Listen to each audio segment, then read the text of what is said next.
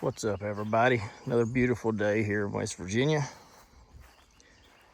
We are slowly starting to assemble the truck back together. Got to put the clutch master cylinder in. Hopefully I don't have no problems with it.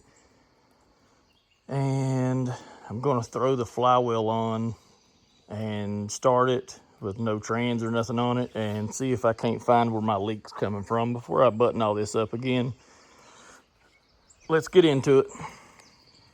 I'd ignore the bird's nest of random wires. Gotta clean all that up, but drill 2 holes, bolted her in, and tighten the line, run it down to the bottom with the quick connect. And that is a Wilwood master cylinder in an S10. Hard part is over, I think, anyway. We're hooked up. Oh, let me get if I can see it. Got the switch in. The switch does rub slightly on the jam nut. I bought a pack of the stock bushings. It's got a little bit of play in it, but nothing bad.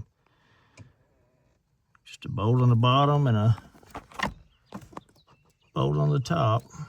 I gotta get all these wires cleaned up. Turn the battery on. I think, if I can remember right, the watt box should cycle and blink if it's working right. Well, I'll just hold it down there. So, all right. Clutch pushed all the way in, wide open throttle, 2-step. Drop the clutch. Now we're first gear wide open, shift. Second gear, third gear. Fourth gear, fifth gear, and let off.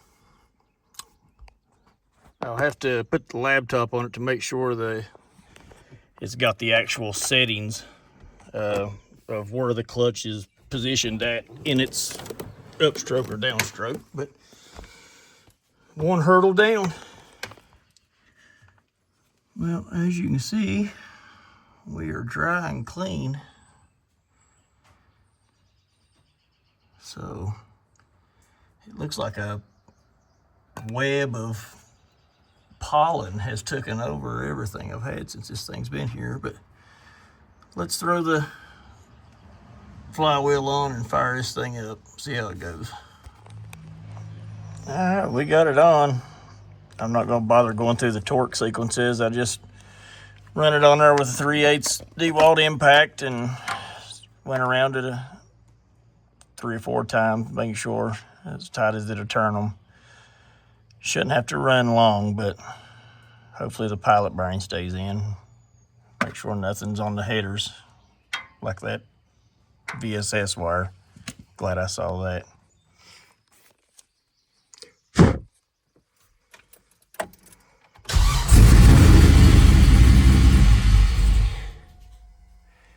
Yeah, she's a little stubborn. She's set for, it's been 4 or 5 weeks now.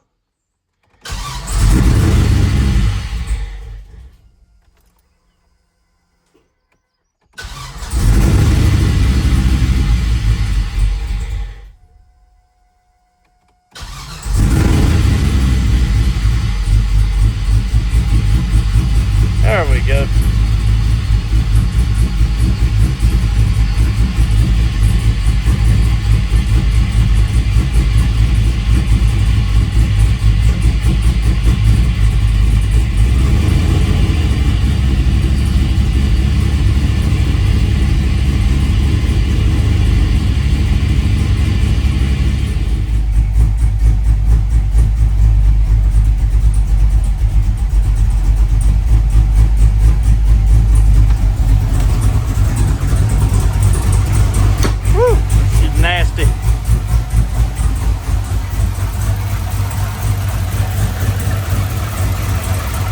See some smoke coming off of something.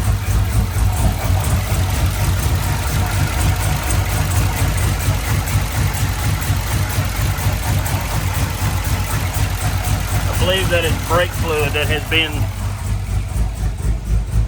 sitting on the header where I had the brake line off.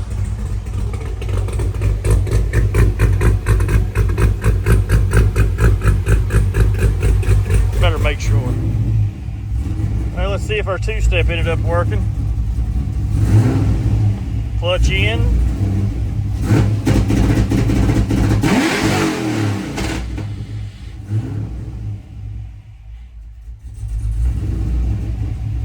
Sound like it worked pretty good.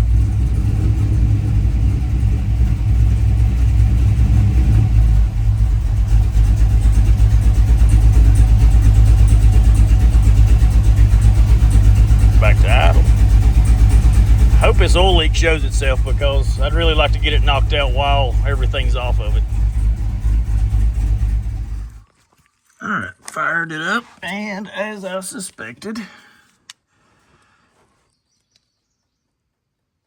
it is wet up there in the red. If I can get this light to stay somewhat. No, it ain't gonna stay there.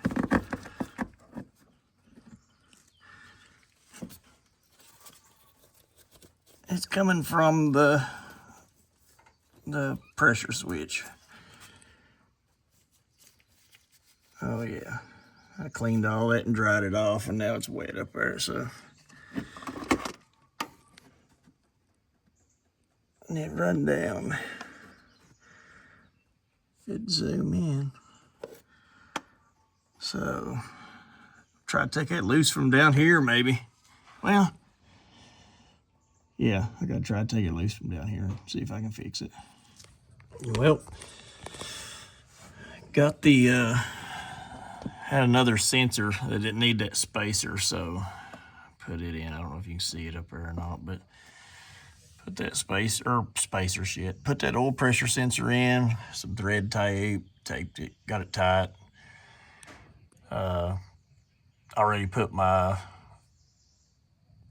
flywheel bolts in, put a little bit of thread sealer on it, some blue Loctite. It's the first time I've done that, but since I had a leak, I figured I might as well. And now I'm starting to stack the discs on. I think I got that one upside down.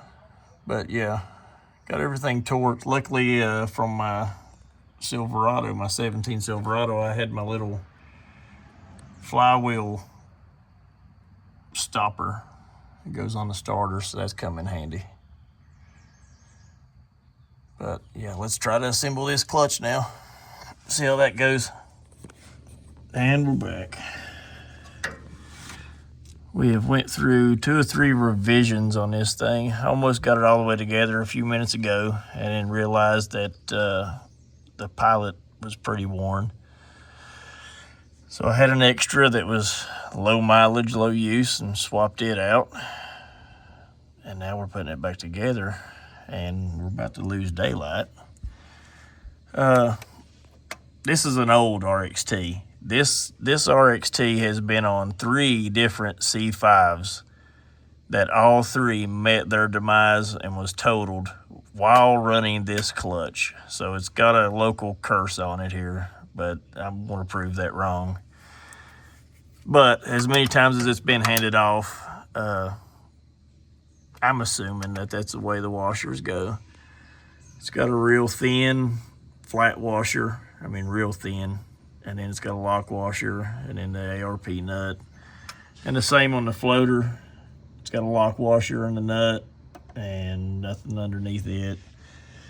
And as long as the lines line up, and they do, I think we're in good shape. So let's torque this down, and hopefully it'll probably call it a night for day 1 of part 1 of 5 of damn rebuild this thing.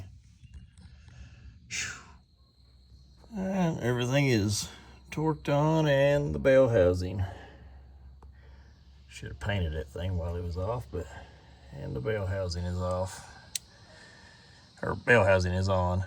I'd like to align it somehow, but the friggin' hole in those are so big. I don't even know how you'd have to watch some videos on how to align the factory bell housing, or if you gotta even do it.